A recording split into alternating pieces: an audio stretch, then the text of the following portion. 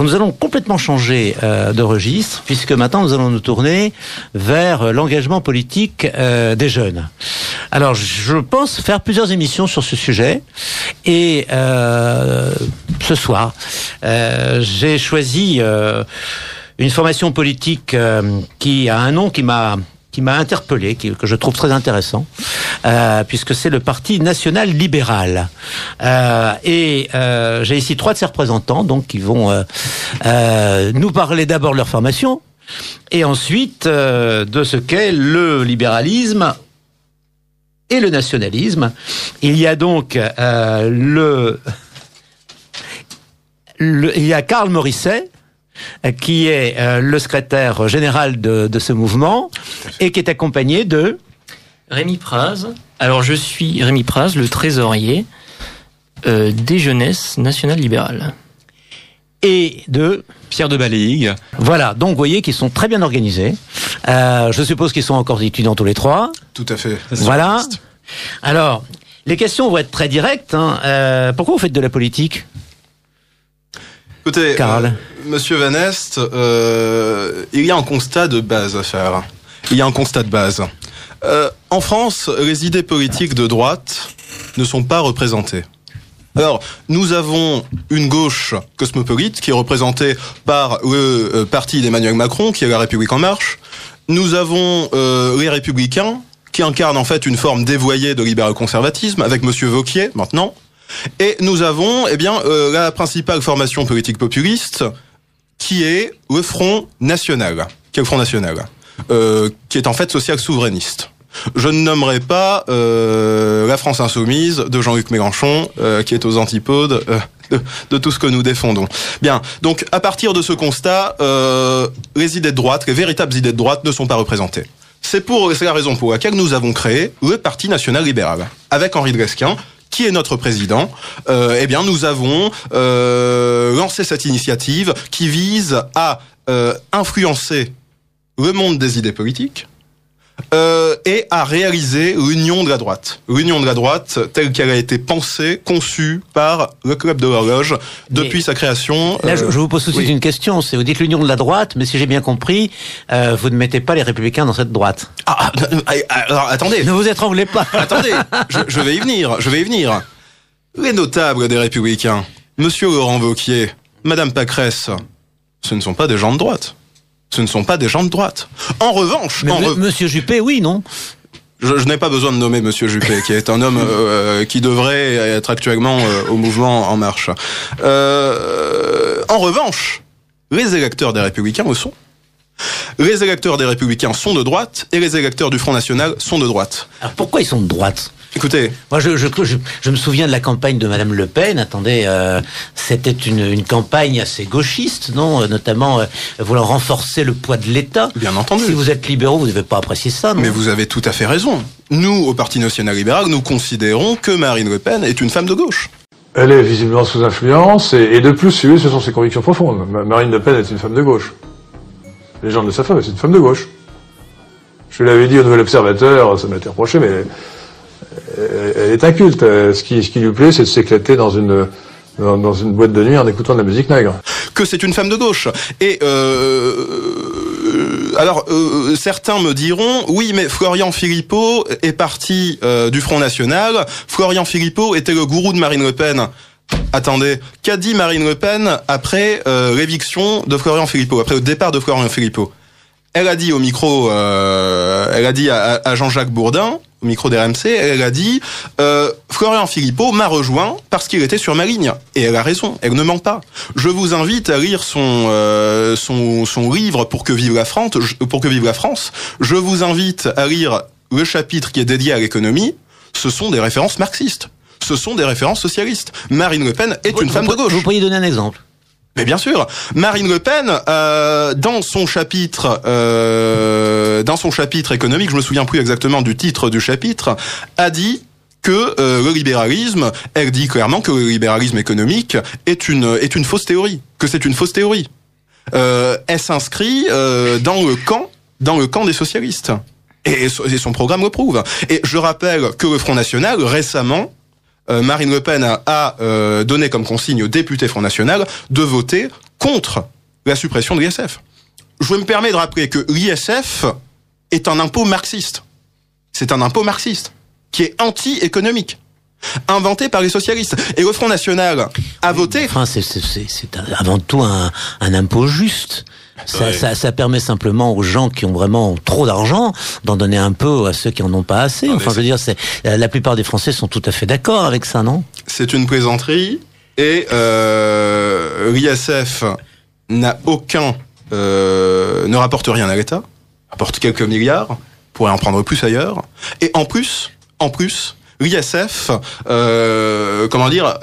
il incite les riches à partir, en fait. Oui, et l'ISF, finalement, l'ISF est l'instrument... Rémi Praz. Tout à fait. L'ISF est un effet de l'égalitarisme. Et la plupart des gens ont une définition positive de l'égalitarisme. Ils pensent que l'égalitarisme est une manière de placer les gens sur un pied d'égalité. Or, le libéralisme va beaucoup plus loin, et c'est ça qu'on peut lui reprocher. Le libéralisme vise à corriger les différences entre les individus. Quelque part, le libéralisme, de manière artificielle, va essayer de placer, ou en tout cas va placer d'une manière coercitive, les individus réputés faibles sur un pied d'égalité, voire les faire primer sur les individus réputés forts. Et finalement, l'ISF n'est qu'une marque parmi tant d'autres d'ailleurs, de l'égalitarisme. Égalitarisme que nous condamnons dans notre mouvement. Et pourquoi vous le condamnez?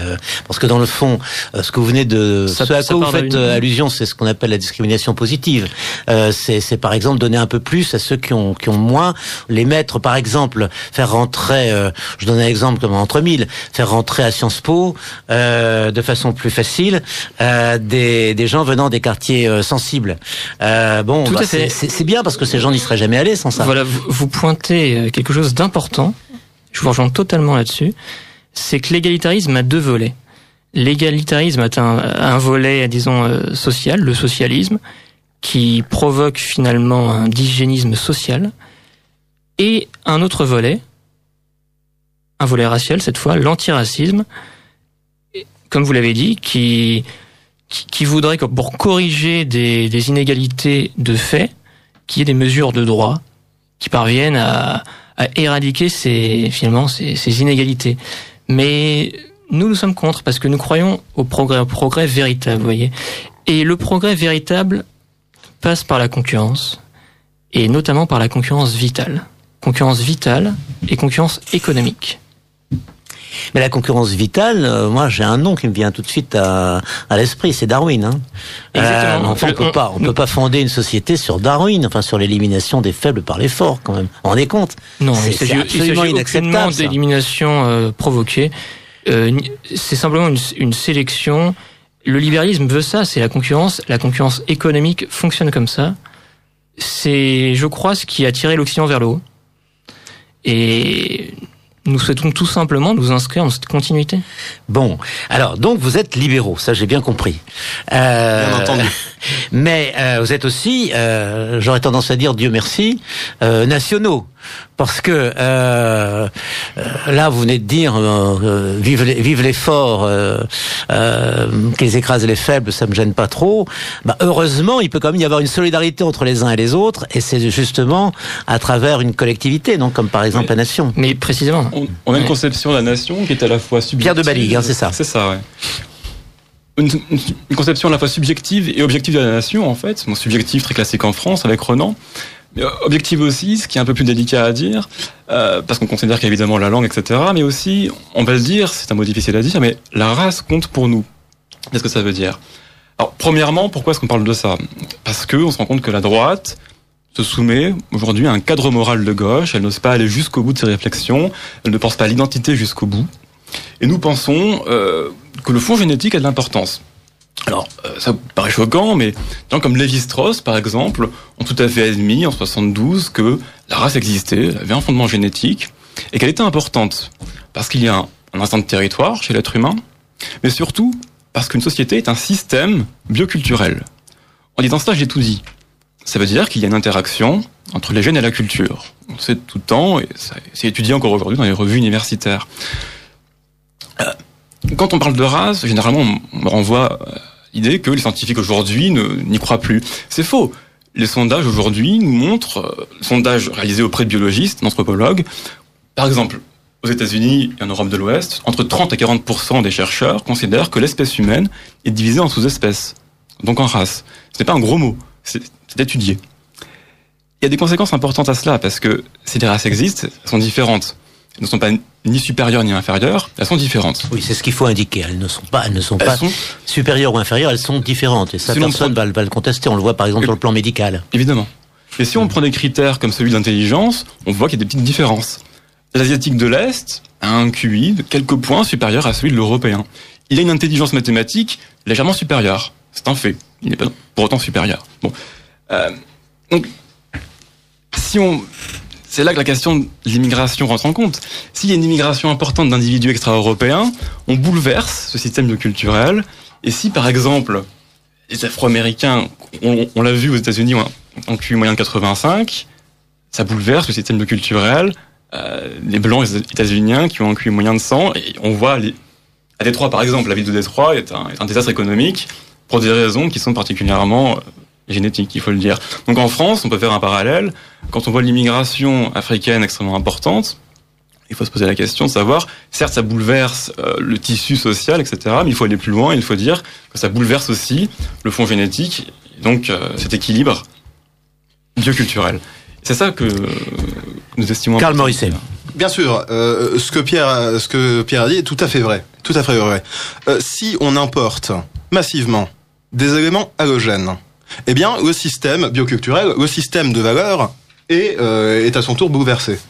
Donc, cela signifie qu'il y a un impact également sur le système démocratique. Nous, au Parti national libéral, nous sommes démocrates. Mais une démocratie ne peut fonctionner à la seule condition selon laquelle il y a une unité politique du peuple français. Une unité politique. Un peuple uni. C'est pour ça que nous proposons la réémigration.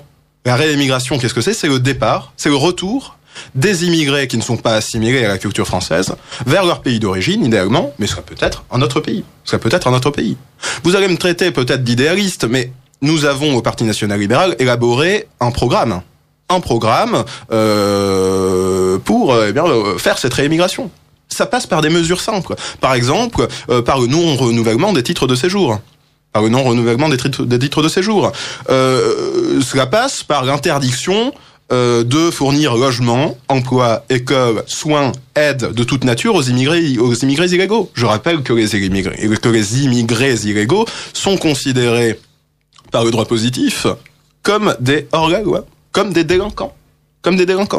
Et en France aujourd'hui, la République, qui est en fait l'État cosmopolite, qui n'est pas la République au sens authentique du terme, l'État cosmopolite, n'applique pas le droit, n'applique pas le droit. Voilà. Ce qui me fait rire, c'est que certains vous diront, mais pourquoi la réémigration ? L'immigration est extrêmement marginale, il n'y a pas de grand remplacement, c'est un fantasme. Mais ce qu'il faut constater quand même, c'est que il y a des villes comme Londres où les natifs, et c'est officiel, sont une minorité. C'est le cas aussi dans beaucoup de villes des Pays-Bas. Bon, c'est le cas à Amsterdam, à Rotterdam.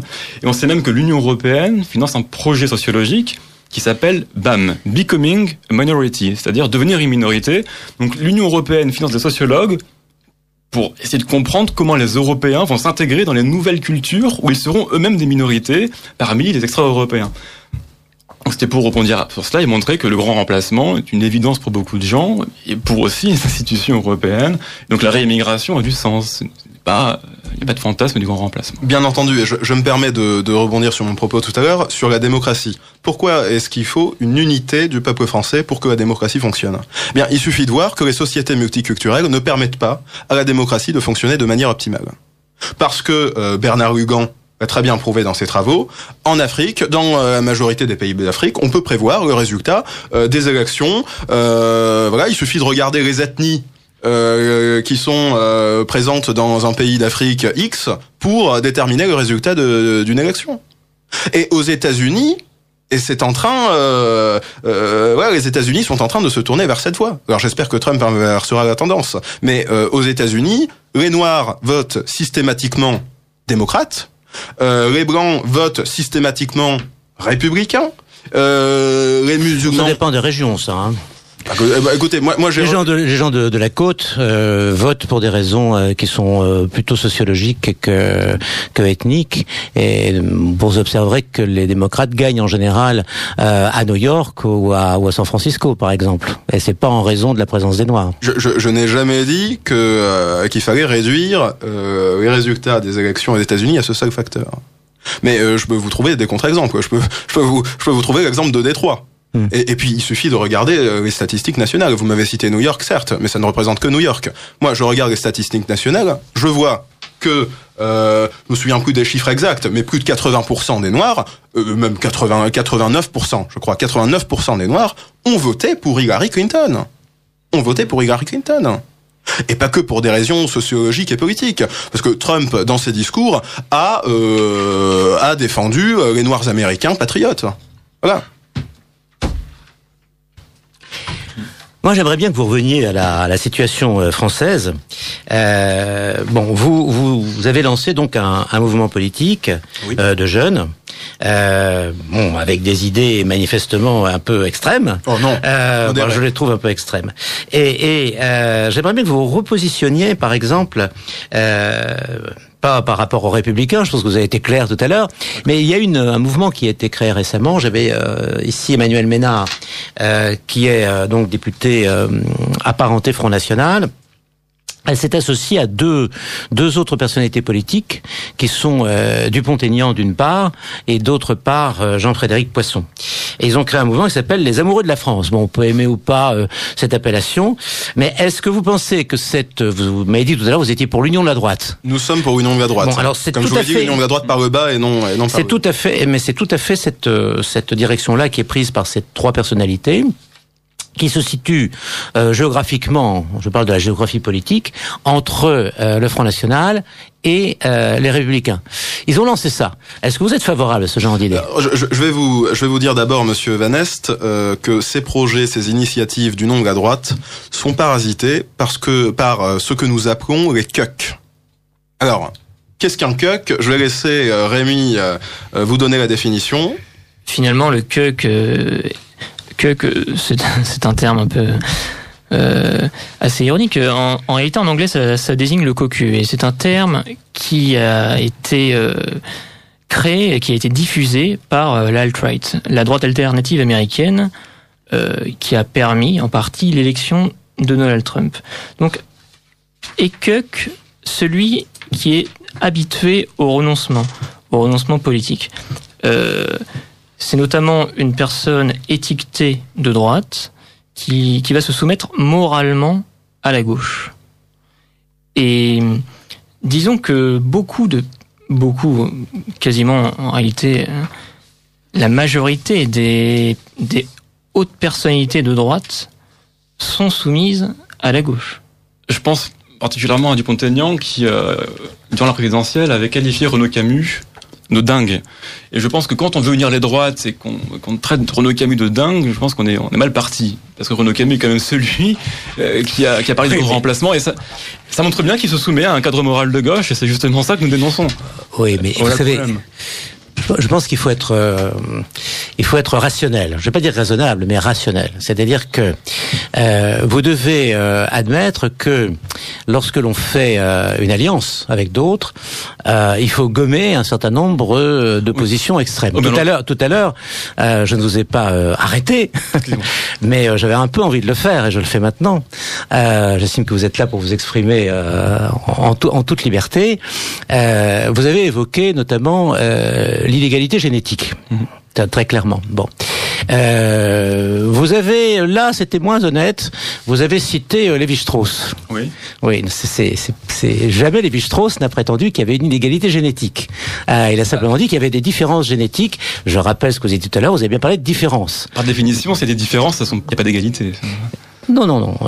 Les différences génétiques existent, c'est évident, mais elles sont infiniment moins importantes que les différences culturelles. En revanche, les différences culturelles sont, elles, très importantes. Et c'est précisément ce que Lévi-Strauss a. Lévi-Strauss a écrit deux ouvrages là-dessus, c'est assez court d'ailleurs. Hein.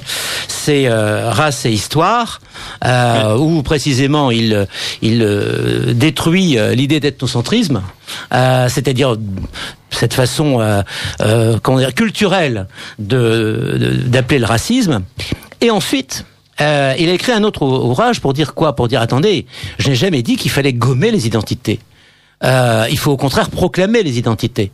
Mais il parle bien d'identité culturelle et non pas du tout d'identité génétique. Jamais il est allé sur ce terrain-là. Hein. Ça, c'est évident. Et c'est d'ailleurs un terrain contestable scientifiquement, hein, parce que j'entends bien qu'il y a des points qui sont des points qui sont d'ordre physique. Je pense notamment aux maladies. Les maladies ne sont pas les mêmes en raison de caractère génétique. Mais en revanche, il est bien évident que ce qui emporte largement dans les comportements humains, c'est l'apprentissage, c'est la culture. Entre culture et race, que Lévi-Strauss lui-même a dit qu'il était fausse. Il a dit qu'il y avait des systèmes bioculturels. C'est-à-dire que la culture n'apparaît pas par hasard. C'est qu'il y a un fond génétique pour porter une telle culture. Bon. Et c'est là. Lévi-Strauss dit pas ça. Hein. Il a invité à une discussion entre ethnologues et généticiens. Il l'a dit, il l'a écrit, il a demandé. Donc vous parlez de Lévi-Strauss de 49, moi je vous parle de Lévi-Strauss. Oui, son dernier ouvrage, c'est Race et Culture. Ouais. Il a écrit Race et Histoire et Race et Culture. Mais l'essentiel de Race et Culture, c'est pas de promouvoir la race, c'est au contraire de dire ne gommez pas la culture sous prétexte qu'il faut gommer un peu la race. Bien sûr, c'est surtout ça qui est important. Mais que veulent faire nos opposants aujourd'hui ? Ils veulent gommer les différences. Ils veulent gommer les différences génétiques. Ils veulent les gommer. Oui, mais est-ce qu'elles ont tellement d'importance ? Mais bien sûr qu'elles ont de l'importance. Vous savez, ce qui fait, je vais vous donner un exemple très simple. Vous avez des extrémistes islamistes. Mm-hmm. Bon, c'est évident. Vous allez me dire, la plupart des islamistes ne sont pas d'origine européenne. Oui, mais il y en a. Et même, si je me souviens bien du procès Mera qu'on a évoqué dans la partie précédente de l'émission, il se trouve que les gourous qui vivent dans le sud-ouest et qui ont influencé la famille Mera, sont non pas des gens qui viennent du Maghreb, mais bel et bien des Européens qui sont des convertis et qui sont d'une virulence d'ailleurs encore beaucoup plus grande. Donc ça, je pense que c'est une discussion qui est intéressante, mais qu'il faut pas pousser trop loin, si vous voulez, parce que autant je pense que lorsque vous parlez du libéralisme, c'est intéressant. Et bon, le problème de l'égalité, est-ce que c'est mieux que l'inégalité ? C'est un vrai sujet, parce que l'inégalité peut être une bonne chose en fait. Hein, et c'est défendu par des gens très bien comme Berdyaev par exemple. Même chose, la nation. L'identité nationale, c'est aussi une chose très bien. En revanche, si vous mêlez trop le génétique à cela, surtout pour une population comme la population française, qui a certainement au bout d'un certain nombre de siècles, sinon de millénaires, une identité génétique assez confuse, je pense que c'est pas important, si vous voulez. C'est bon, vous pouvez le dire, mais c'est très secondaire par rapport au reste. C'est très important. C'est très important parce que nier ou mettre de côté les différences génétiques participe du mythe de la page blanche, selon lequel un individu, à un territoire donné, peut devenir français du jour au lendemain, peut devenir allemand du jour au lendemain, peut devenir russe du jour au lendemain. Mais non. Oui, il peut le devenir. Je vais vous donner un exemple. Attendez, je vais vous donner un exemple. Les Alsaciens, en 1870, ils sont devenus allemands et ils ont été allemands pendant toute une génération. Ils sont blancs. Oui, d'accord, mais enfin ça change rien. Ça, parce que vous savez, les Antillais sont noirs, ils sont français, ils ont même été français avant les Savoyards. Vous savez, donc moi ça me gêne pas. Vous pensez qu'une population qui a un QI moyen de 80 peut avoir une démocratie aussi complexe que la nôtre ? Non. Alors ça, c'est tout un problème. Vous savez, le QI, c'est un vrai sujet. Le quotient intellectuel, c'est un vrai sujet. Bien sûr. On ne doit pas négliger le fait qu'il est sans doute une partie génétique. Oui. Ça a été démontré par notamment les études d'Eysenck et de Debré-Ritzen. Et bon, l'exemple qui est souvent cité, c'est l'exemple des jumeaux. il est très rare, sinon inexistant, que des jumeaux, j'entends des vrais jumeaux, soient très différents en matière de QI, même s'ils ont été élevés séparément. C'est une vieille démonstration qui est souvent citée. Donc, effectivement, seulement ces différences s'atténuent dès lors que vous passez de l'individu au groupe. Vous pouvez parfaitement insister sur le fait que pour un individu, contrairement à l'idéologie dominante, qui dit tous les individus sont pareils, ça n'est pas vrai, tous les individus ne sont pas pareils, ils ne sont certainement pas égaux en potentiel, ils sont tout aussi intéressants les uns que les autres, mais n'ont pas les mêmes potentiels. Et que la génétique et sa part là-dedans, ça paraît évident. Mais ce sont les individus. Et deux frères, par exemple, qui ne sont pas de vrais jumeaux, n'ont pas le même patrimoine génétique. Et donc sont différents. En revanche, plus vous allez précisément, déjà je cite un exemple intrafamilial, mais si vous passez de la famille au groupe plus large, comme la nation, bien évidemment, la statistique l'emporte sur le cas précis. Et donc, les uns effacent les autres. Et donc, je pense que c'est vraiment un sujet sur lequel vous auriez tort de mettre trop l'accent, si vous voulez, parce que vous allez manifestement créer beaucoup d'antagonisme. Moi, je préférais qu'on revienne sur les questions qui sont inscrites dans l'appellation même de votre mouvement, c'est-à-dire, encore une fois, le libéralisme, et la nation, pour ne pas dire le nationalisme, c'est un mot qui me choque pas beaucoup, mais je préférais qu'on revienne sur ces questions-là, sur le libéralisme. Qu'est-ce que c'est que le libéralisme? C'est pas uniquement l'inégalité, c'est aussi la richesse de l'individu. Allez-y. Pour revenir sur le lien entre libéralisme et nation, qui est beaucoup nié à droite, et ça me tient à cœur de dire que libéralisme et nation ne sont pas incompatibles, au contraire. Alors, qu'est-ce que le libéralisme? Déjà, beaucoup de gens ne savent pas vraiment. Le libéralisme, c'est la liberté politique, c'est-à-dire la démocratie, la liberté intellectuelle, liberté d'expression, et enfin la liberté économique. On ne voit pas en quoi la nation serait incompatible avec ces trois principes-là. Donc si vous voulez rebondir là-dessus, je vous en prie, parce que c'est un sujet qui est particulièrement important. Oui, bien entendu, les liens entre libéralisme et nation sont démontrés, vérifiables, vrais. Il suffit de se référer à la fondation de la France. Il suffit de se référer à la Révolution française de 1789, à la Déclaration des droits de l'homme et du citoyen. La France s'est construite sur le libéralisme, sur l'abolition des privilèges, sur l'abolition des corporations, sur la liberté du commerce. La France a allié le sentiment national et le libéralisme. Mais c'est pareil aux États-Unis. Les États-Unis se sont construits sur le sentiment national. Ils ont allié le sentiment national au libéralisme. Et à ceux qui nous disent, aux antilibéraux primaires, qui nous disent que non, le libéralisme, c'est l'abolition des frontières, c'est la fin des nations, la fin des peuples. Mais attendez, je vais vous citer Adam Smith. Adam Smith. Alors c'est Arthur Sheffield qui introduisait un colloque sur la nation dans la pensée libérale classique à la Société du Mont Pèlerin. Il citait Adam Smith. Au lieu du libéralisme. Pardon? Au lieu du libéralisme. Je précise, bon, le Mont Pèlerin, c'est un jeu de mots sur haut parce que c'est un mont, mais voilà. Bon. Donc, que disait Adam Smith? Adam Smith disait, nous n'aimons pas notre pays en tant qu'il appartient à l'humanité tout entière, nous l'aimons pour lui-même, indépendamment de toute autre considération. Et avez-vous l'impression qu'Adam Smith était cosmopolite? En fait, les antilibéraux primaires confondent le libéralisme et le cosmopolitisme. Le cosmopolitisme, effectivement, c'est l'abolition des frontières. Physique, c'est moral. Voilà, qui nie le vrai, le faux, les différences des sexes, et qui est sans frontiériste, effectivement. C'est aussi la faute des libéraux aujourd'hui qui sont assez souvent cosmopolites. Bien sûr. Notre devoir, justement. C'est ce qui fait notre différence avec les libéraux, la plupart des libéraux aujourd'hui, c'est que nous, nationaux libéraux, nous sommes identitaires, traditionnalistes et attachés à la nation. Attachés à la nation.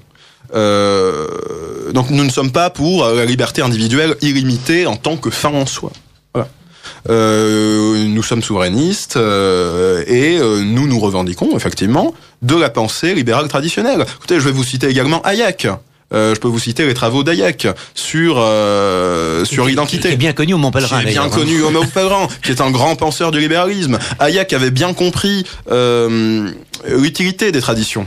L'utilité et la nécessité de garantir ces traditions. Hayek avait dit, effectivement, je rebondis sur ce qu'on avait dit tout à l'heure, que si des individus qui ils sont extérieurs à notre groupe social.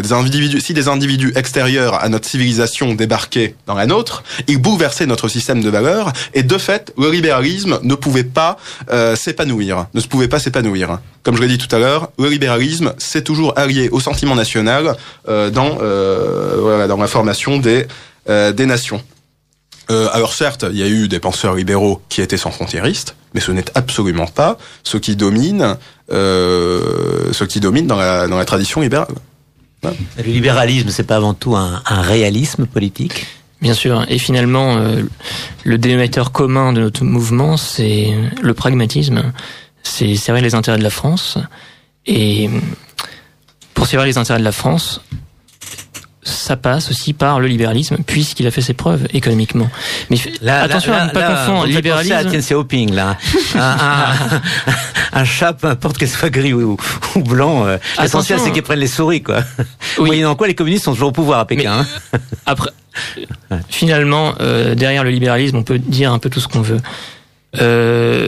Mais attention à ne pas confondre libéralisme et libre-échangisme, puisque nous pouvons défendre une vision libérale en interne, notamment en assouplissant considérablement les règles du Code du travail, mais toutefois ne pas s'offrir totalement aux États stratèges qui ont bien compris parfois mine de rien, le rôle de l'État dans l'économie, afin d'avoir une certaine forme de protectionnisme en externe. Et c'est cette alliance nationale libérale qui est en train de réaliser Trump aux États-Unis. Exactement. Alors, les nations doivent être aussi en concurrence. Tout à fait. La concurrence vitale, la concurrence économique, et tout ça c'est très important. Mais cependant... la concurrence vitale entre les nations, c'est un fait. Bien sûr. Tout à fait. Le problème des libéraux cosmopolites, c'est qu'ils nient qu'il y a une guerre économique. Il y a une guerre économique entre les nations. Et les libéraux cosmopolites, en fait, passent pour des veaux à nier ce genre d'évidence. C'est en cela que nous, au Parti national libéral, nous avons adopté une vision pragmatique, réaliste. Ouais. C'est pour cela, une différence entre nous et les libéraux cosmopolites, c'est que nous sommes protectionnistes. Paul Brayrock, qui était prix Nobel d'économie, qui était historien des sciences économiques, a démontré qu'il y avait une corrélation positive entre les politiques protectionnistes, et le développement économique, et le degré de développement économique. Il a observé une corrélation positive. Protectionniste, mais pas autarcique. Attention, effectivement. Nous sommes protectionnistes, mais pas autarciques comme la Corée du Nord, bien entendu. Aristote a théorisé le juste milieu. Eh bien, nous nous revendiquons de ce juste milieu. Voilà. Il faut défendre le libre-échange comme principe, mais pas le libre-échangisme, qui est une perversion du libre-échange. Alors, quelle est la différence? Ça veut dire quoi? Ça veut dire maintenir des monnaies différentes, oui. Maintenir des tarifs différents, oui. Maintenir aussi des obstacles non tarifaires, par exemple sur la qualité des produits, etc. Mais ça, là, on n'est plus du tout libéral en disant ça. Non, absolument pas. Écoutez, bon nombre de penseurs libéraux étaient pour le protectionnisme. Je vais citer Frédéric List, qui était un penseur libéral allemand. Il était protectionniste. Et il a bien montré que le protectionnisme permettait aux industries naissantes de prospérer. Regardez le Japon, regardez la Prusse, regardez les États-Unis. 3 pays qui ont adopté une politique protectionniste et qui ont fait de leur industrie une industrie forte, puissante. L'Allemagne également. Oui, la Prusse, pardon. La Prusse, ce qui a donné naissance donc au Konzern, au Zaibatsu et au Trust. Voilà. Ça, on doit cela au protectionnisme et non au libre-échangisme. Voilà. En ce qui concerne le nationalisme, jusqu'où faut-il aller? On dit nation. Est-ce que la nation doit dans le fond être servi par ses membres de telle sorte qu'il n'y ait aucune limite juridique, morale à ce service? Parce que le nationalisme, aujourd'hui, ça a mauvaise presse. Faut dire ce qui est.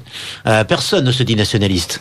On peut l'être sans le dire. On peut penser, par exemple, que la politique menée par les États-Unis aujourd'hui est une politique relativement nationaliste. Notamment lorsqu'on regarde ce qui se passe au Moyen-Orient.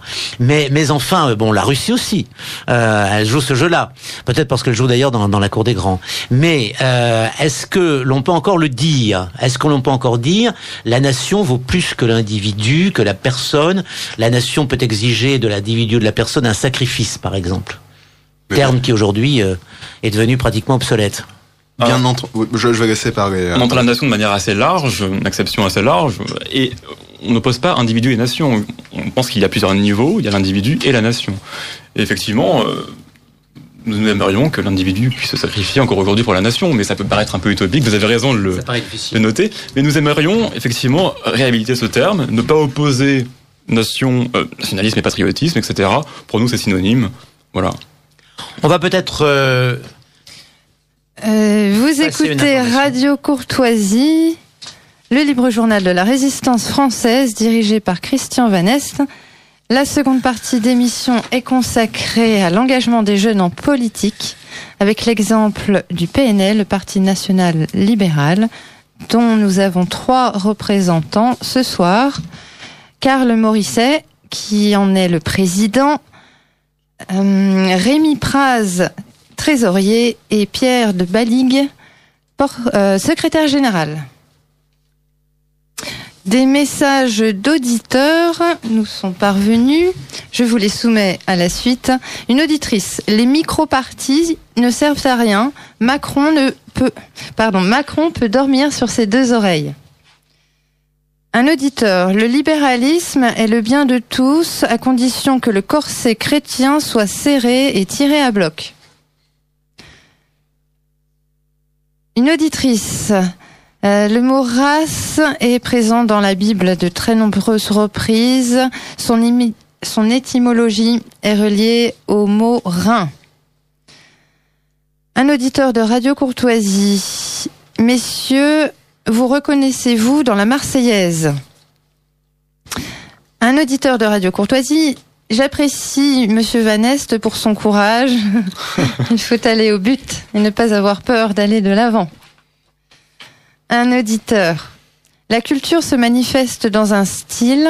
Chaque peuple a engendré sa propre culture. Et enfin, un auditeur vous rappelle à l'ordre. Plusieurs d'entre vous ont utilisé des mots anglais. Donc corrigez-les, traduisez-les et surtout payez votre bol à notre cochon. Voilà, c'est tout pour l'instant. Voilà. Bien. Alors, nous allons revenir au sujet. Qu'est-ce que vous répondez à cette question, les micro-partis? Parce que vous êtes vraiment un micro-parti. J'ai donné au cochon. Alors, ils ont donné au cochon, oui. Parce qu'on... On a d'abord un projet... N'employez plus de mots du tiret du sabir anglo-saxon. C'est strictement interdit par la maison, je vous le dis quand même. Notre projet est d'abord métapolitique. Avant d'être politique, on veut faire passer des idées. Donc qu'on soit un micro-parti ou pas, ça n'a pas d'importance. Ce qui compte, c'est-à-dire que vous n'êtes pas un parti à visée électorale. Pas pour l'instant. Vous êtes essentiellement plutôt ce qu'on appelle un laboratoire d'idées. Oui, nous avons des projets électoraux, notamment pour les européennes. Mais je vous en dirai plus une prochaine fois. Oui, finalement, ce qui compte aussi énormément, c'est la métapolitique. Qu'est-ce que c'est que la métapolitique? Alors la métapolitique, c'est finalement le secteur des idées. Diffuser ces idées auprès d'écuries de partis qui se lanceront dans les élections. Mais finalement, vous voyez, le bénéfice de la métapolitique, c'est de pouvoir justement ratisser large, sans respecter forcément les frontières, pour le coup, qui pourraient exister entre tel ou tel parti. Du coup, pour répondre à la question de votre auditrice, je dirais que certes, c'est un micro-parti, et qu'en face, il y a des partis évidemment très importants en termes de... C'est vrai, en termes de tout simplement d'adhérents ou en termes aussi de... Et d'élus. Et d'élus, oui, bien sûr. Mais la métapolitique est finalement ce qui, en sous-main, permet de faire changer les mentalités. Du coup, micro-parti, oui, mais à vocation métapolitique. Et nous voulons influencer la droite, oui, bien sûr. Alors, est-ce que vous ne commettez pas une erreur qui est un peu fondée sur une illusion, à savoir que pour faire de la politique, il faut des idées. Vous savez, les grands partis, en général, n'ont pas d'idées. Ils ont simplement envie de gagner des sièges, que ce soit le siège principal, quelque part aux environs de l'Élysée, ou que ce soit des sièges, par exemple, dans les parlements, que ce soit le Sénat, l'Assemblée nationale ou le Parlement européen. Ce qui les intéresse, c'est le champ commercial de la politique, c'est-à-dire effectivement le marché. Tout à fait. Alors, dans le marché politique, oui, il y a des idées qui ont cours et des idées qui n'ont pas de cours. Les sondages vous disent ça. Bien sûr. Tout ce que vous avez dit est intéressant. Pourquoi ? Parce que tout simplement, vous avez des idées fortes, quelquefois même un peu dangereuses, un peu, comment dirais-je ? Ça, c'est vous qui le dites. Non, je ne répète que l'opinion générale, qui n'est pas forcément vraie, mais qui est en tout cas l'opinion générale. Et par là même, vous risquez non pas du tout d'intéresser les grands partis politiques, mais au contraire de les prendre complètement en rebrousse-poil. Oh là là, ils parlent de ça. Oh là là, ils ont employé le mot race. Oh là là là là. Jamais nous n'écouterons ces gens-là. Donc, si vous voulez, il y a vraiment, je pense, une contradiction dans le fait de vouloir faire de la politique sans vraiment prendre en conscience le fait que la politique active qui consiste à gagner des élections n'a pas grand-chose à voir avec la réflexion politique. Alors, croyez-moi, mon expérience a conclu largement sur ce sujet-là. J'entends. Mais pour rebondir sur vos propos sur justement les parts de marché, ça m'a fait penser à Sarkozy qui réfléchissait un peu comme ça. Mais si vous regardez quand même la campagne de 2007, disons qu'il y avait une autre teneur métapolitique grâce à Buisson. Donc quelque part, vous avez raison, mais pas toujours. Et je pense, comme l'avait théorisé Gramsci, que finalement Gramsci, penseur d'extrême gauche donc, mais l'extrême gauche a théorisé depuis longtemps la métapolitique. Celui qui avait dit le poisson pourrit toujours par la tête. Exactement. Et figurez-vous que, mine de rien, c'est toujours une minorité assez marquée idéologiquement quand même, qui influence les masses. Et c'est vrai, vous parliez d'idées marquées, mais oui, nous avons des idées marquées à droite. Aux États-Unis, l'alt-right est très marqué à droite, comme nous. Et qu'est-ce que vous venez de dire ? Et elle a permis l'élection. La droite alternative, je crois. Je pense qu'il a dit la droite alternative. Il a dit la droite alternative. Ah oui, c'est leur nom de marque. Oui, mais c'est une expression. Vous n'avez pas le droit de parler anglais ici. Donc nous parlions de la droite alternative américaine. Alors je pense que le champ, c'est tout le problème d'ailleurs, la différence entre les États-Unis. On évoquait ça dans la première partie de l'émission tout à l'heure.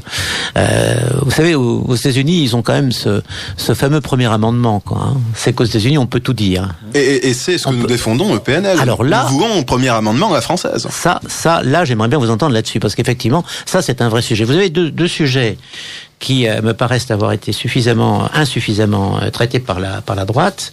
C'est la liberté d'expression, où en général ils se sont couchés lamentablement devant tous les impératifs et les censures qui sont imposées par l'idéologie de gauche, et en second lieu aussi le refus d'aller jusqu'au bout de ce qui est pratiqué d'ailleurs dans 50% des États américains, c'est-à-dire la démocratie directe. La démocratie directe. Alors ça, j'aimerais bien vous entendre là-dessus. Qu'est-ce que vous pensez d'une part la liberté d'expression, d'autre part la démocratie directe ? Alors, écoutez, la liberté d'expression, c'est une branche du libéralisme. On n'est pas intégralement libéral si on est contre ou pour la limitation de la liberté d'expression. À ce titre, nous défendons, bien entendu, un premier amendement à la française.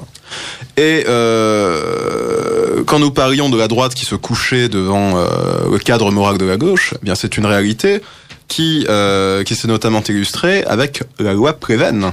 La Préven de 1972. On a cessé d'alourdir la loi sur la liberté de la presse, donc de restreindre en fait la possibilité de s'exprimer dans notre pays. Et on évoquait tout à l'heure un cas tout à fait lamentable, à savoir que l'on est on a levé l'immunité parlementaire de députés sous prétexte qu'ils ont simplement fait ce que doit faire un député, c'est-à-dire communiquer. Ils ont communiqué des images parce que tout simplement ce parti était attaqué. Le parti était attaqué, hein. Ils ont répondu, quelqu'un avait sous-entendu qu'il y avait une sorte de proximité entre le Front National et l'État islamique. Ce qui quand même, pour le coup, est vraiment une diffamation scandaleuse. Et donc la réaction, ça a été, regardez ce que fait l'État islamique. Et ce sont les deux députés du Front National qui ont vu leur immunité parlementaire levée, ce qui est doublement scandaleux d'une part sur ce sujet-là, et d'autre part, en tant que parlementaire, c'est tout à fait anormal que l'on punisse davantage les gens pour un délit d'expression, qui déjà le mot me choque, plutôt que lorsqu'ils ont commis effectivement un délit quelconque pour lequel un député n'a pas plus de privilèges qu'un autre.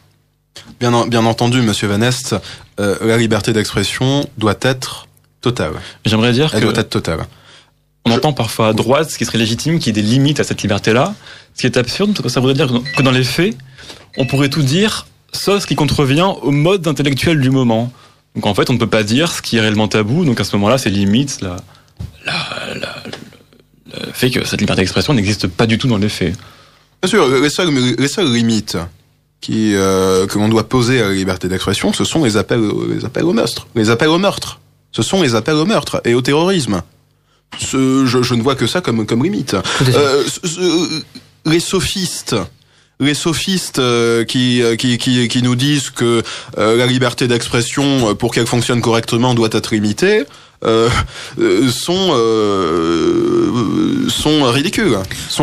Il y a deux limites. C'est chaque fois que l'expression, si vous voulez, blesse une personne précise, soit par injure, soit par diffamation. Bien sûr, la diffamation étant ce qui est le plus grave à mon avis. Et ça, là-dessus, il n'y a pas tergiversé. Bien entendu. Ce sont les opinions qui doivent être libres. Et les opinions doivent être libres. Voilà. Bien sûr. Oui. Alors nous allons maintenant passer le bobino. En revanche, j'aimerais bien maintenant vous poser des questions sur l'actualité en quelque sorte. Par exemple, on a parlé tout à l'heure de la nation et du libéralisme.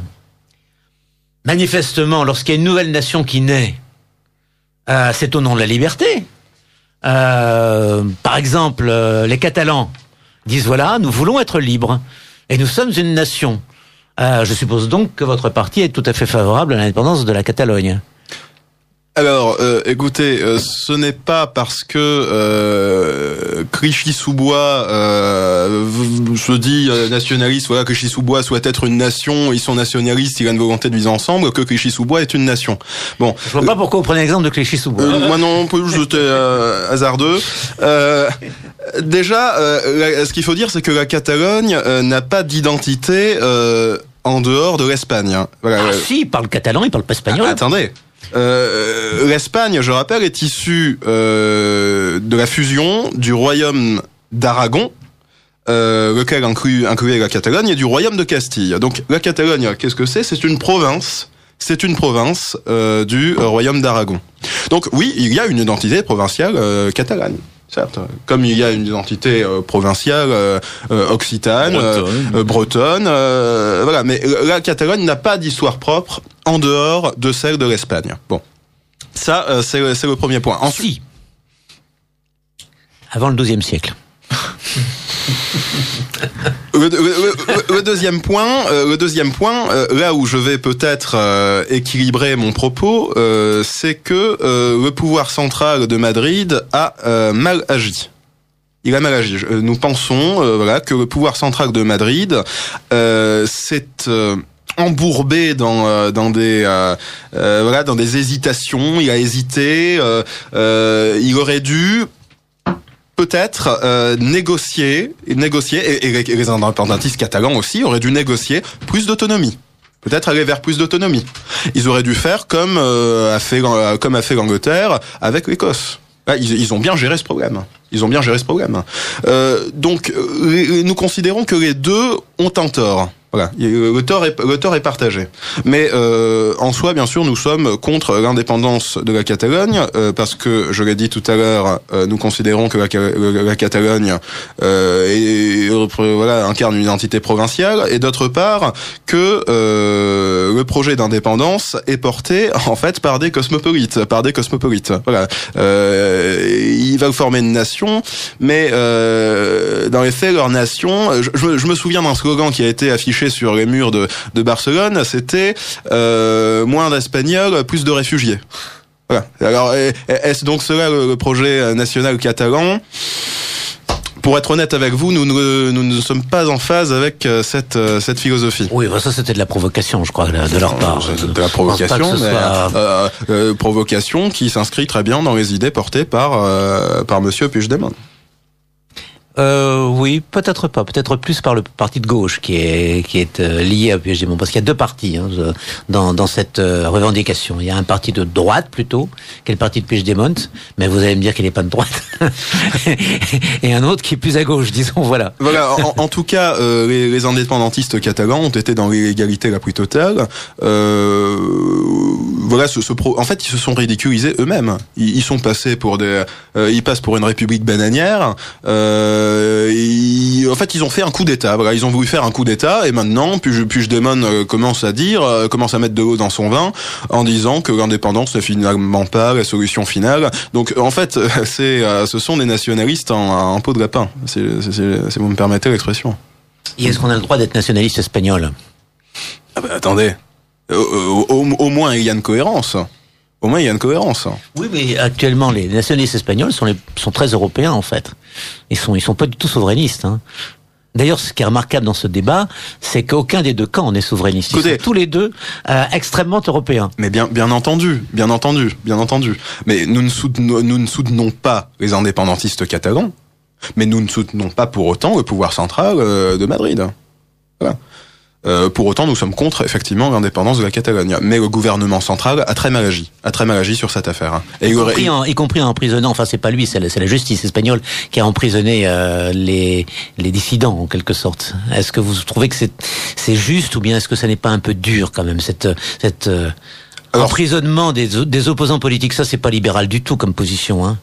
Alors, écoutez, sur ce cas, je ne sais pas ce qu'ont fait ces dissidents, mais si, effectivement, ces dissidents... Ils ont proclamé l'indépendance.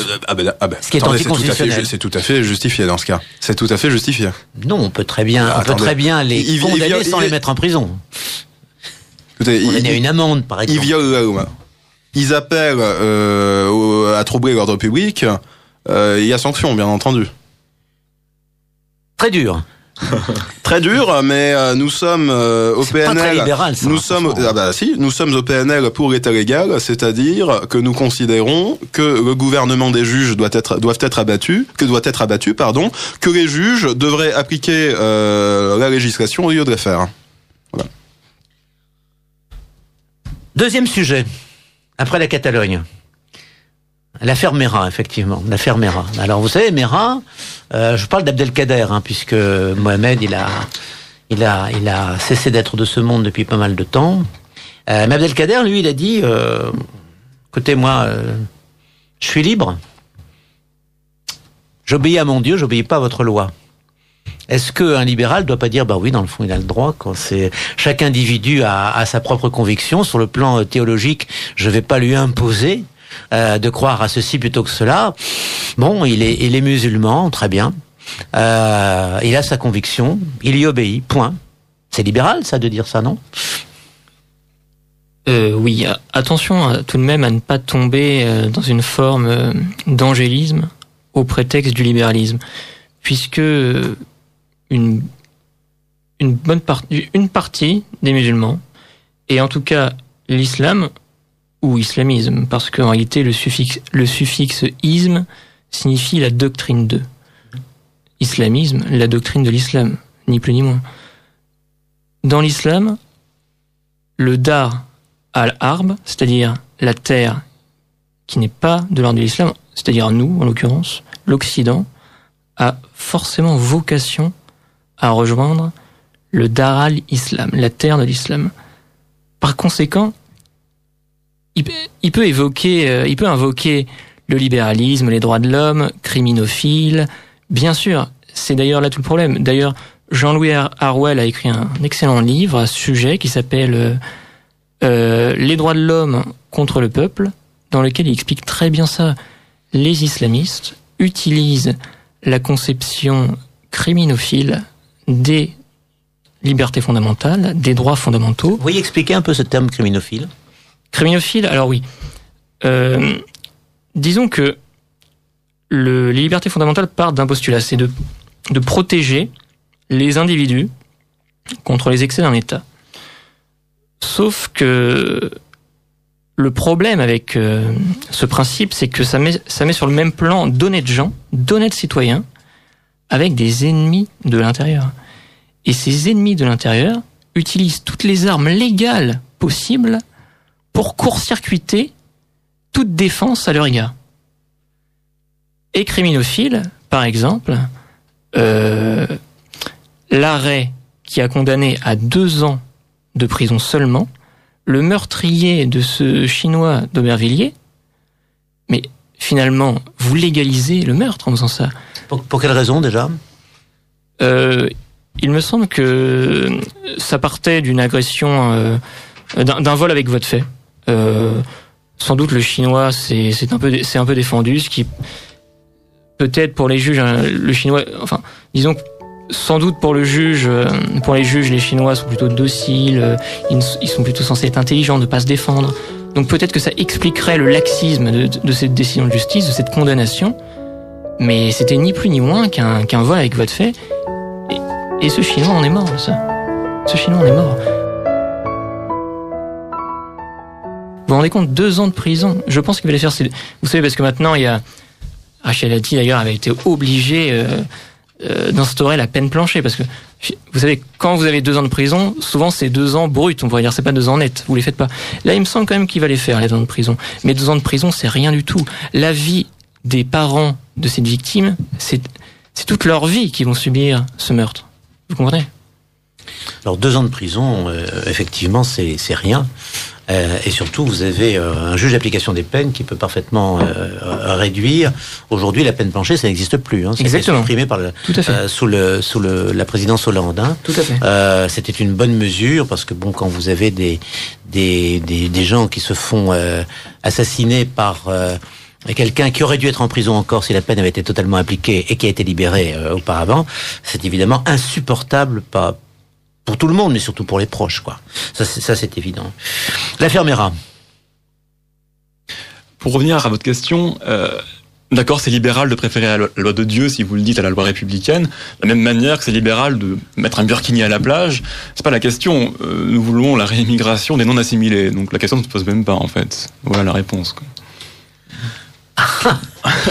Oui. Mais bon, je rappelle que nous sommes nationaux libéraux, non libéraux. Oui, j'ai bien compris. Mais ce que vous voulez dire, c'est que on a la liberté de vivre comme les autres, pas de vivre autrement que les autres. C'est une drôle de liberté quand même, parce que être libre, c'est quand même avant tout se singulariser, non ? Vous vous sentez jamais autant libre que lorsque vous vous singularisez, non ? Les Français se singularisent. Il n'y a pas de problème avec ça.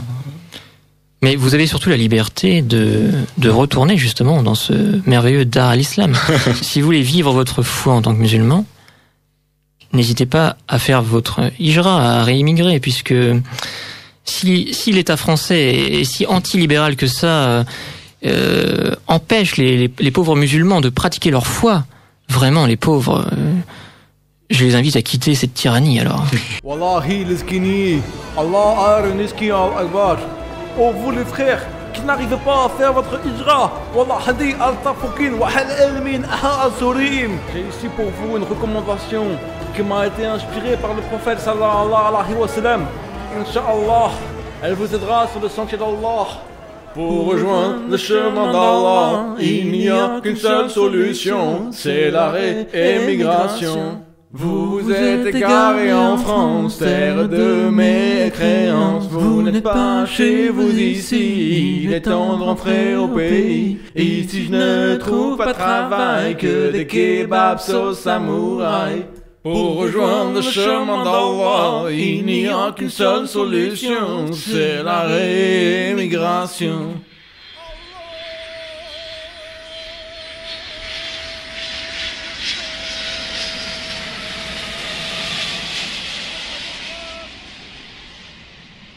Mais vous pensez pas que vous manquez un peu de, comment dirais-je, de souplesse dans la pensée ? Bon, par exemple, vous avez cité le burkini, ce qui est un cas assez facile. Est-ce qu'il faudrait pas un peu de plus de délicatesse dans le choix, en se disant bon, lorsqu'une femme, par exemple, met un voile, j'entends un voile le plus discret qui est du monde, simplement un fichu, comme on disait dans le temps, si vous voulez. Bon, c'est vrai qu'elle marque son identité religieuse. Mais soyons clairs, hein, les Portugaises d'un certain âge portent également un voile de cette façon-là, sans que ce soit extrêmement choquant. En revanche, le voile intégral, qui n'est d'ailleurs pas très répandu dans le monde arabe, contrairement à ce qu'on pense, qui était une pratique uniquement dans la péninsule arabique et qui a été promue par des islamistes salafistes. Donc, ça, on peut très bien dire, attendez, on peut accepter le voile discret, on doit refuser le voile provocateur, parce que le voile provocateur, effectivement, trouble l'ordre public. Est-ce que vous pensez que ça, c'est une conception qui aurait votre appui, ou est-ce que vous considérez toujours que chacun, celui qui se met un fichu sur la tête, enfin celle qui se met un fichu sur la tête, doit retourner chez elle, en quelque sorte? Ce qui est gênant, c'est que c'est toujours la minorité la plus radicale qui influence la minorité plus large, qui est plus modérée. Donc, d'accord, si vous voulez accepter les voiles, bon, mais les plus radicaux finiront toujours par imposer leur vue aux autres. C'est ça le problème. Oui, bien sûr. Dans certains pays, pas dans d'autres. Ce n'est pas le cas en France. Ça finira par arriver peut-être. Regardez Londres. C'est possible. Moi, j'aimerais bien qu'on parle maintenant d'un choix à opérer qui est d'importance mondiale, en quelque sorte. Vous avez deux personnages qui ont failli se rencontrer à Da Nang, et qui finalement sont à peine dit trois mots et qui n'ont pas véritablement échangé comme moi je l'espérais. C'est le président Poutine et le président Trump. Alors, on peut pas dire qu'ils aient une excellente image l'un et l'autre dans notre pays. Notre pays, notamment l'oligarchie qui le gouverne et la presse qui accompagne cette oligarchie, en général préférait Obama. Bon, alors entre Trump et Poutine, il y a un libéral dans les deux, il y a un national dans les deux, il y a un national libéral dans les deux, ou bien aucun des deux. Il y a un national libéral qui est Monsieur Trump. Que fait Monsieur Trump aux États-Unis? Trump aux États-Unis est en train de déréguler l'économie. Voilà, il est en train de déréglementer. Il lutte activement contre les régulations. Et de l'autre côté, voilà, donc pour terminer avec le côté économique, là en ce moment il est en train de faire passer sa réforme fiscale. Dans sa réforme fiscale, il y a une mesure que nous proposons nous au PNL qui est la fin des droits de succession. Nous proposons également au PNL que la Constitution plafonne à 20% l'impôt sur le revenu et l'impôt sur les sociétés. En fait, le programme fiscal du PNL s'apparente à celui de Trump. Voilà. Et de l'autre côté, Trump commence à construire le mur anti-immigration. Le mur anti-immigration, qui a très bien fonctionné en Israël, voilà, et il lutte contre l'immigration clandestine. Oui, à part qu'en Israël, le terme immigration peut quand même être un peu contesté, là. Si vous me permettez. Écoutez, le mur anti-immigration vise à lutter contre l'immigration clandestine et tout bon républicain lutte contre l'immigration clandestine, puisque l'immigration clandestine est une entorse au droit national. Voilà. Il me semble qu'il y a un ministre, je ne sais plus si c'était Gérald de Gaulle ou de Pompidou, qui avait dit quand même on ne peut pas reprocher aux gens de vouloir rentrer chez eux, quoi. Il parlait des Palestiniens en l'occurrence. C'est un peu vrai, le problème est un peu différent quand même.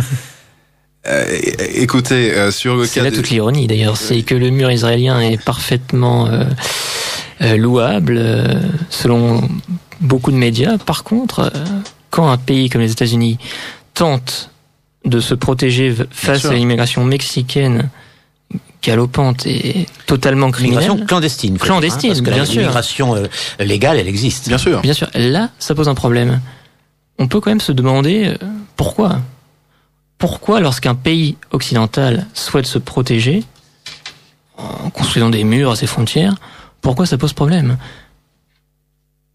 Et c'est le cas notamment en Europe. Bien sûr, oui. La pays. Hongrie avait été critiquée pour ça. Assez malheureux pays du centre de l'Europe qui essaient de se protéger et qui effectivement bien sûr. Sont unanimement condamnés pratiquement en Europe. Et Poutine, alors c'est un libéral ou pas? Alors Poutine, c'est plus compliqué. Il est vrai que Poutine a libéralisé le pays, la Russie, de manière assez méthodique, assez lente.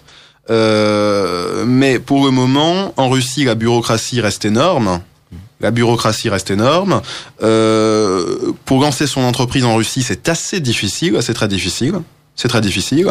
Alors certes, il y a un impôt à taux unique qu'on appelle flat tax, qui est assez...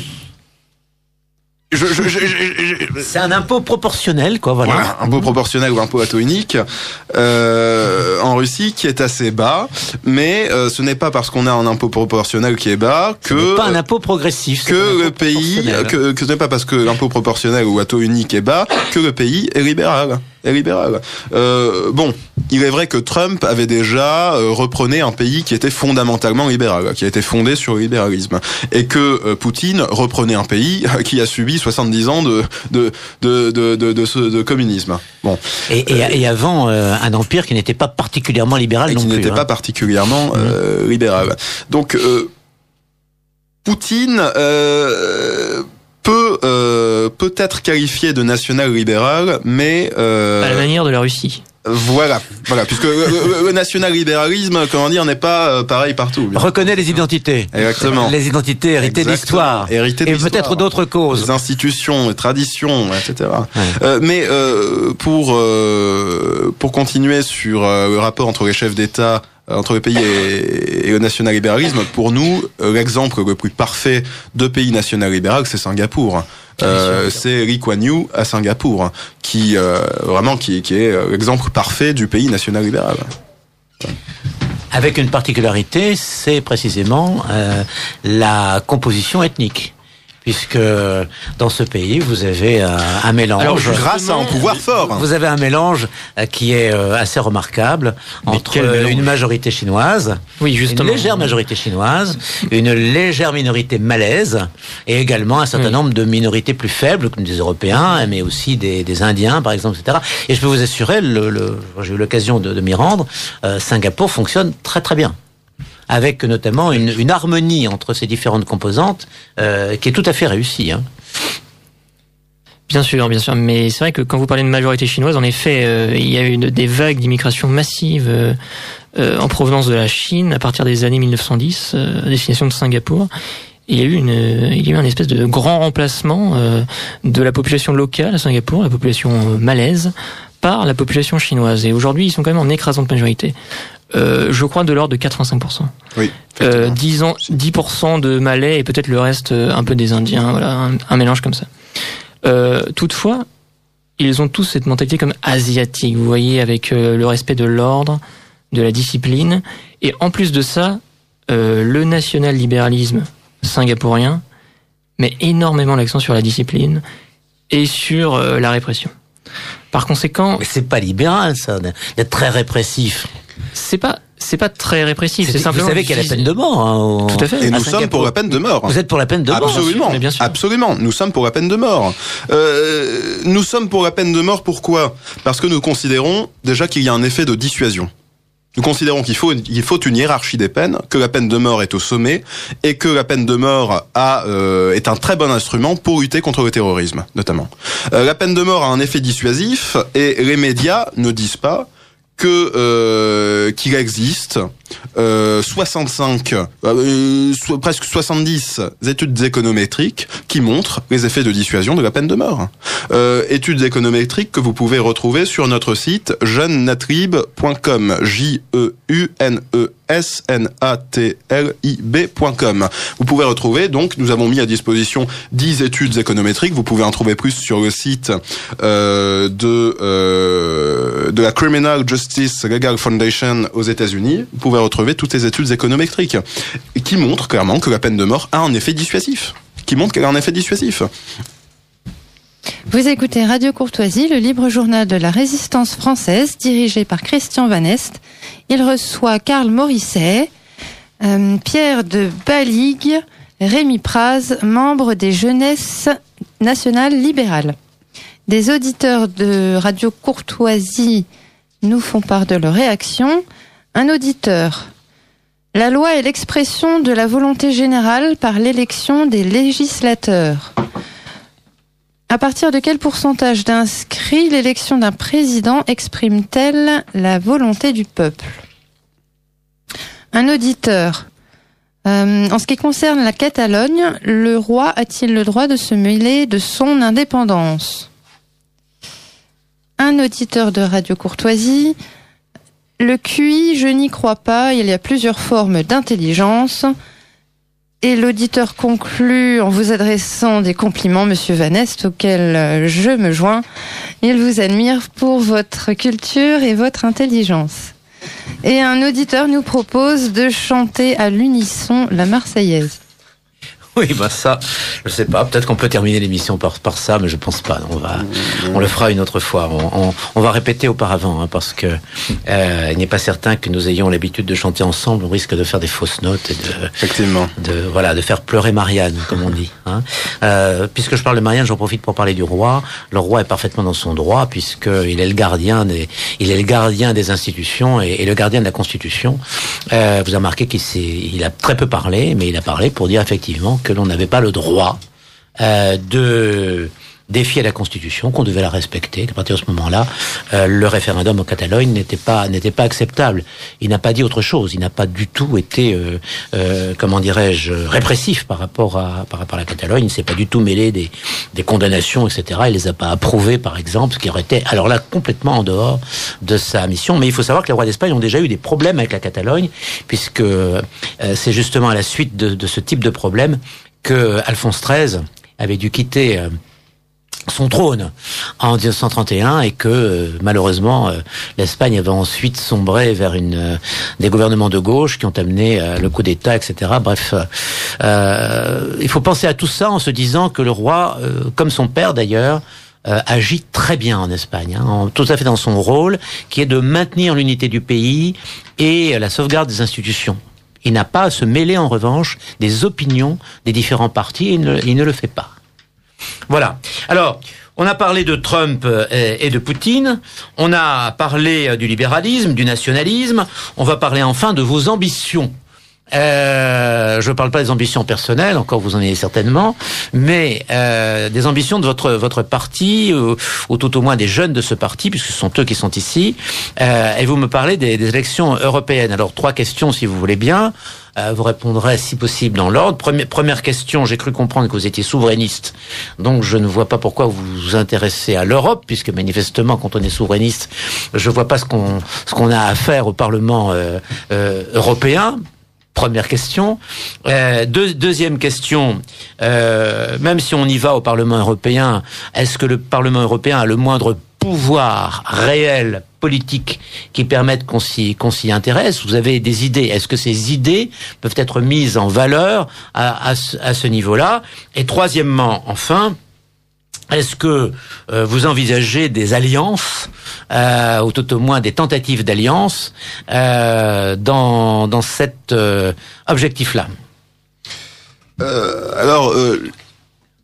J'ai effectivement évoqué les élections européennes en début d'émission.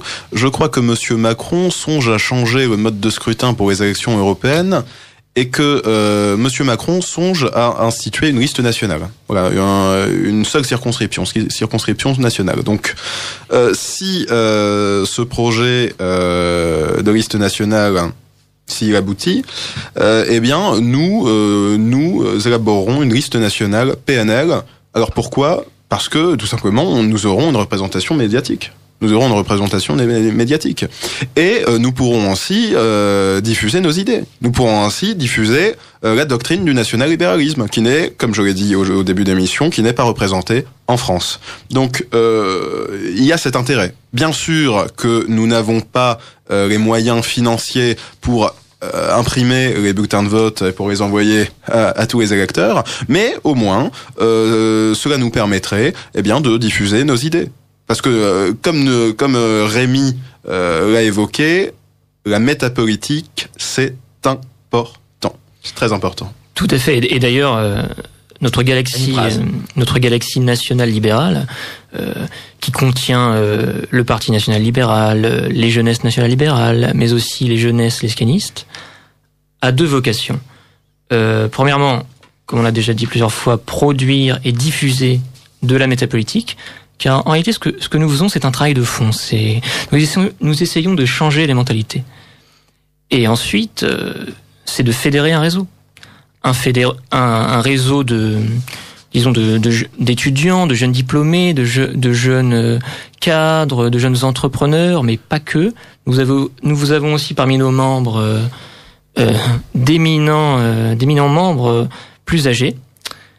Mais vous savez, le président Macron a parlé de cette France qui réussit et de ceux qui ne sont rien. Et nous souhaitons attirer cette France qui réussit, ceux qui ont vocation à réussir, car ces personnes pourraient être celles qui seraient le plus tentées par le cosmopolitisme. Donc nous voulons les ramener à nous. Les ramener à la raison. Les ramener à la raison, c'est ça. Pour finalement, peut-être dans 10 ans, entre-temps nous aurons le temps de nous préparer, mais peut-être dans 10 ans, gagner le débat face à Macron. Parce que beaucoup d'électeurs de droite ont été vraiment traumatisés par le débat Macron-Le Pen, je pense. Et cet amateurisme... En quel sens ils ont été traumatisés ? Par l'amateurisme de Marine Le Pen. Oui. C'était édifiant, il faut bien le rappeler. Donc voilà, 2 volets, un volet réseau, un volet métapolitique. Ce sont nos ambitions. Vous ne pensez pas qu'il y a une sorte de complexe d'infériorité intellectuelle de la droite en France ? Je dis bien un complexe, c'est un sentiment qui n'est pas forcément vrai. Je dirais pas un complexe, je dirais plutôt une soumission morale. C'est véritablement ça le problème. On en a parlé au début de l'émission. Le véritable problème, c'est la soumission morale de la droite à la gauche. C'est pas vraiment un complexe. Pour quelle raison ? Je pense que le cosmopolitisme, l'idéologie cosmopolite, est majoritairement représentée dans les médias. Tout simplement la peur du pénal aussi. La peur du pénal aussi, mais tout simplement le cosmopolitiquement correct qui empêche les gens de droite d'être des gens de droite. Et comme exemple, on peut citer le mariage homosexuel. Au début, la droite disait non, nous n'accepterons pas le Pax. Voilà. Puis finalement, elle a accepté. Ensuite, la droite a dit non, nous n'accepterons pas le mariage homosexuel. Puis finalement, Wauquiez a dit on ne reviendra pas sur le mariage homosexuel. Et ben ça, c'est un exemple de soumission de la droite au cadre moral de la gauche. Et nous souhaitons au Parti national-libéral et aux jeunesses national-libérales dire n'ayez pas honte d'être de droite. N'ayez pas honte d'être de droite. Nous avons des idées fortes. Nous avons des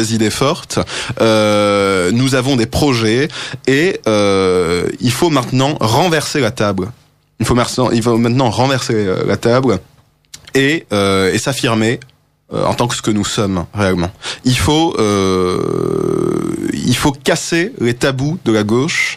Il faut détruire le cosmopolitiquement correct en s'attaquant à ces tabous. Voilà. Alors, si je comprends bien, vous êtes aussi conservateur. Oui. Voilà. Donc c'est du libéral conservatisme en fait, votre position, plus que du libéralisme propre. D'ailleurs, le nationalisme ou tout au moins le patriotisme est englobé dans le conservatisme. Mais finalement, ça, si on gomme un certain nombre de particularités, notamment celles que vous avez développées au début de l'émission, en insistant beaucoup sur le génétique, finalement, vous avez des idées qui sont libérales, nationales, conservatrices. Qu'est-ce qui vous empêche de vous entendre avec, je sais pas moi, par exemple, avec le MPF de Villiers ou avec même le mouvement Debout la France de Dupont-Aignan. Vous avez tendance à repousser tout ce qui n'est pas vous. Mais manifestement, vous savez très bien que vous serez obligé de vous allier. Et quand on regarde de près, est-ce que vous êtes si différent d'un certain nombre de partis de droite ? J'entends les partis qui sont en général à la droite des Républicains, parce que les Républicains sont un mouvement qui, comme tous les grands partis, met beaucoup plus l'accent sur la stratégie ou même la tactique politique que sur les idées.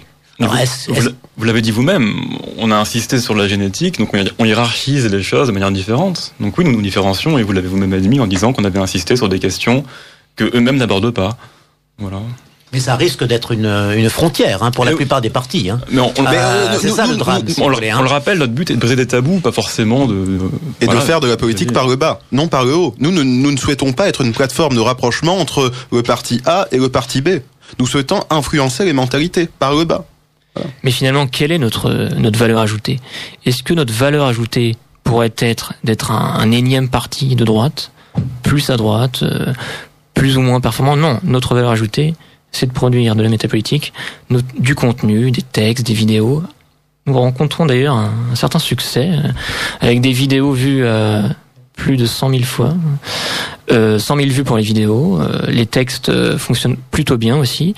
Donc finalement, c'est ça, c'est un travail de fond, de longue haleine, de changement de mentalité. Et comment vous expliquez ça? Alors, c'est parce que vous dites ce que beaucoup souhaitent entendre et n'entendent pas, en fait. Je pense que, vous savez, la gauche, peut-être a scié la branche sur laquelle elle était assise parce que finalement, en déconstruisant tous les tabous, elle en a quand même créé, elle a remplacé moralement les tabous. Et finalement, nous cassons ces tabous aujourd'hui. Et ces techniques assez modernes, finalement, avec beaucoup de dérision, s'insèrent assez bien dans la société actuelle. Et je pense que c'est grâce à ces méthodes assez modernes que nous rencontrons un certain succès, notamment auprès des jeunes. Et c'est ce qui compte, car finalement les jeunes, c'est l'avenir. Et comme je l'expliquais tout à l'heure, nous visons avant tout un public de jeunes pour préparer le futur. Par exemple, on touche les jeunes d'un forum qui s'appelle le 18-25, d'un forum de jeux vidéo, mais qui est un forum général. Et nos idées les touchent énormément, contrairement à celles du FN ou des Républicains qui n'en parlent pas. Et nos vidéos ont du succès là-bas, par exemple. Donc c'est la preuve que notre façon de faire touche une partie de la jeunesse, et donc elle répond à des questions. Parce que tout en étant conservateur, vous employez des moyens de communication modernes. Évidemment. Enfin, même tout à fait contemporains. Nous sommes archéo-futuristes. Voilà. Nous voulons être les artisans du renouveau. Les artisans, exactement. Et autre preuve, au sein des jeunesses nationales libérales, nous avons des gens de l'UNI, des républicains. L'UNI, rappelez ce que c'est l'UNI. Qui est le principal syndicat étudiant de droite en France. Donc nous avons des républicains, nous avons des gens du Front National. Donc en fait, l'union de la droite est déjà réalisée au sein de notre petite formation. Alors certes, nous sommes actuellement plusieurs centaines, mais notre méthode a fait ses preuves. Notre méthode a fait ses preuves. Jusqu'à voilà. Prochaine échéance. Attendez, la prochaine échéance, c'est tous les jours pour nous. Nous voulons convaincre chaque jour les jeunes, les moins jeunes, du bien fondé de nos idées. Du bien fondé de nos idées. Nous agissons pour la vérité. Pour la vérité. Pour la vérité. Et bien sûr, donc comme nous l'avons dit tout à l'heure, voilà, nous estimons qu'il est juste d'insister sur les différences génétiques. Pourquoi ? Parce que personne n'en parle. Et bien sûr, il ne faut pas omettre les différences culturelles. Mais c'est un tout. C'est un tout. Et ce tout, nous défendons. Nous défendons au sein du Parti national libéral. Je vous invite à regarder notre programme, à visionner notre programme sur notre site internet jeunenatrib.com. Et je vous invite par là même à adhérer aux jeunes nationaux libéraux. Finalement, notre slogan, c'est moins d'immigrés et moins d'impôts. C'est le national-libéralisme. Moins d'immigrés, moins d'impôts. Voilà. Peut-être que d'ailleurs, moins d'impôts, ça permettra effectivement de dire l'un ne va pas sans l'autre. On ne peut plus aider autant d'immigrés. Voilà. Enfin, ça, c'est votre opinion. En tout cas, moi, je vous remercie d'avoir participé à cette émission.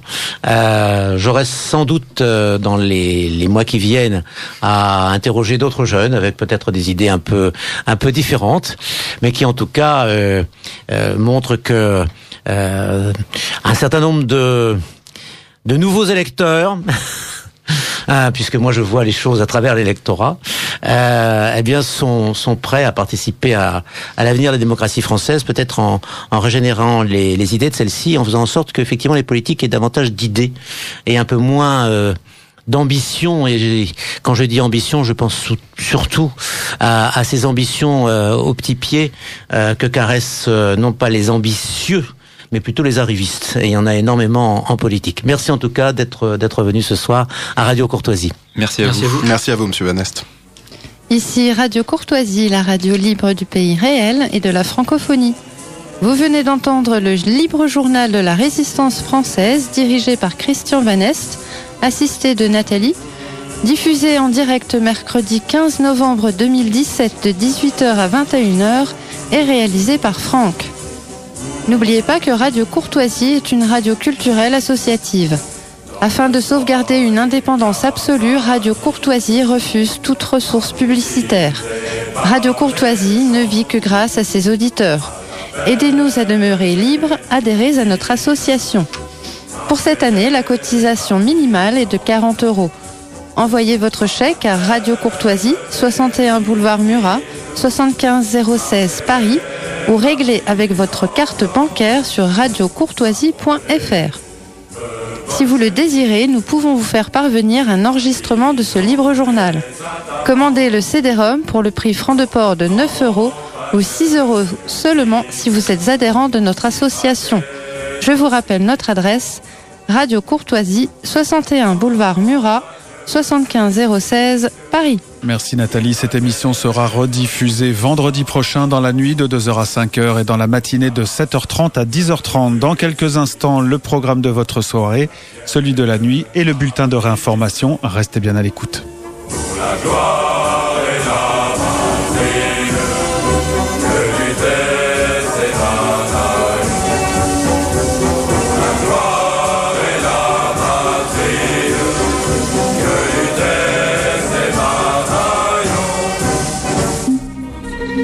Vous écoutez Radio Courtoisie, la radio libre du pays réel et de la francophonie, programme national. À Paris, en DAB+, et sur 95,6 MHz, à Caen sur 100,6, à Chartres sur 104,5, à Cherbourg sur 87,8, au Havre sur 101,1, au Mans sur 98,8, Mans sur 98,8, Mans sur 98,8, Mans sur 98,8, Mans sur 98,8, Mans sur 98,8, Mans sur 98,8, Mans sur 98,8, Mans sur 98,8, Mans